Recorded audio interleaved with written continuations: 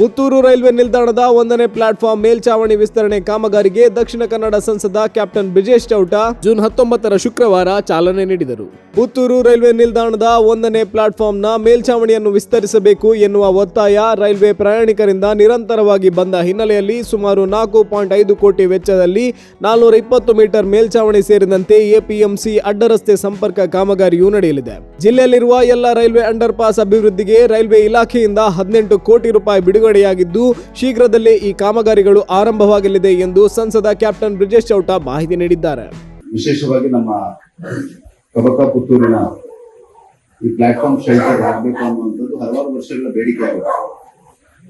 ನಮ್ಮ mid gauge ಇಂದ broad gauge ಆದ ನಂತರ ಈ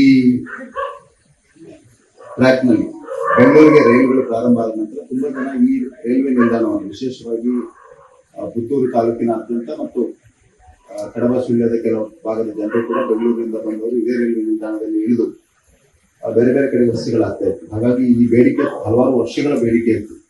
ಕೂಡ ನನಗೆ ಹಲವಾರು ಸಮಸ್ಯೆಗಳನ್ನ ಕೊಟ್ಟಿದ್ದಾರೆ. ಹಂತ ಹಂತವಾಗಿ ಅದನ್ನ ಪೂರ್ತಿಗೊಳಿಸುವಂತ ಕೆಲಸ ಮಾತ್ರ ಅಲ್ಲ, ನಾನು ಶೀಘ್ರದಲ್ಲಿ DRM ಸೌತ್ ವೆಸ್ಟರ್ನ್ ರೈಲ್ವೆ ಅವರನ್ನ ಮಂಗಳೂರಿಗೆ ಕರೆಸಿ ಒಮ್ಮೆ ಇದರ ಬಗ್ಗೆ ಸಮಗ್ರವಾದಂತಹ ಒಂದು ಈ ರೈಲ್ವೆ ನಿಲ್ದಾಣದ ಅಭಿವೃದ್ಧಿ ದೃಷ್ಟಿಯಿಂದ ಸಮಗ್ರವಾದಂತಹ ಒಂದು ಪ್ಲಾನ್ ಅನ್ನ ಮಾಡಿ ಅದನ್ನ ಫೇಸ್ ಮ್ಯಾನರ್ ಅಲ್ಲಿ ಪೂರ್ತಿಗೊಳಿಸುವಂತಹ ಕೆಲಸವನ್ನು ಖಂಡಿತವಾಗಿ ಮಾಡ್ತೇನೆ ಅಂತ ಈ ಸಂದರ್ಭದಲ್ಲಿ ತಮಗೆ ಭರವಸೆಯನ್ನು ಕೊಡಲಿಕ್ಕೆ ಬಯಸ್ತಾ ಇದ್ದೇನೆ. 20 ವರ್ಷದಿಂದ ಕಾಂಗ್ರೆಸ್ ಅದೇ ರಾಜಕೀಯವನ್ನು ಮಾಡಿಕೊಂಡು ಬಂದಿದೆ.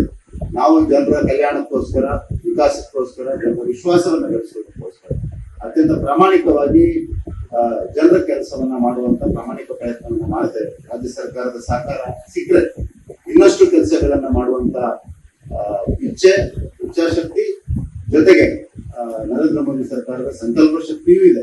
ಹಾಗಾಗಿ ರಾಜ್ಯ ಸರ್ಕಾರ ಇನ್ನಷ್ಟು ಮುತುವರ್ಜಿಯನ್ನು ವಹಿಸಿಕೊಂಡು ಕೇಂದ್ರದ ಯೋಜನೆಗಳನ್ನ ಆದಷ್ಟು ಶೀಘ್ರ ಪ್ರಪೋಸಲ್ ಅನ್ನ ದೆಹಲಿಗೆ ಕಳಿಸಿ ಅದನ್ನ ಫೈನಲೈಸ್ ಮಾಡುವಂತ ಕೆಲಸ, ಕೇಂದ್ರ ಸರ್ಕಾರದ ಇನ್ಫ್ರಾಸ್ಟ್ರಕ್ಚರ್ ಕೆಲಸಗಳಿಗೆ ಲ್ಯಾಂಡ್ ಅನ್ನ ಒದಗಿಸಿಕೊಡುವಂತ ಕೆಲಸ ಮಾತ್ರ ಅಲ್ಲ, ಬೇರೆ ಬೇರೆ ಯೋಜನೆಗಳಿಗೆ ಬೆನಿಫಿಷರಿಗಳನ್ನ ಐಡೆಂಟಿಫೈ ಮಾಡುವಂತ ಕೆಲಸ, ಈ ಎಲ್ಲ ಕೆಲಸಗಳನ್ನ ರಾಜ್ಯ ಸರ್ಕಾರ ಪೂರಕವಾಗಿ ಮಾಡಿಕೊಡ್ಬೇಕು. ಇನ್ನಷ್ಟು ಪರಿಣಾಮಕಾರಿಯಾಗಿ ಕೇಂದ್ರದ ಯೋಜನೆಗಳನ್ನ, ಕೇಂದ್ರದ ಕಾರ್ಯಕ್ರಮಗಳನ್ನು ಜನರಿಗೆ ತಲುಪಿಸುವಲ್ಲಿ ನಾವಂತೂ ಖಂಡಿತ ಯಶಸ್ವಿ ಆಗಬಹುದು ಅನ್ನುವಂತ